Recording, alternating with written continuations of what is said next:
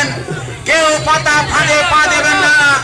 আমরা মমতা বন্দ্যোপাধ্যায়, অভিষেক বন্দ্যোপাধ্যায়ের অনুগত সৈনিক দীপক অধিকারীকে ডেবরা থেকে হাজার হাজার ভোটে লিড দিয়ে আমরা ডেবরার তৃণমূল প্রমাণ করে দেব যে দীপক অধিকারী দিল্লি যাব, ডেবরা তোমার সাথে আছে।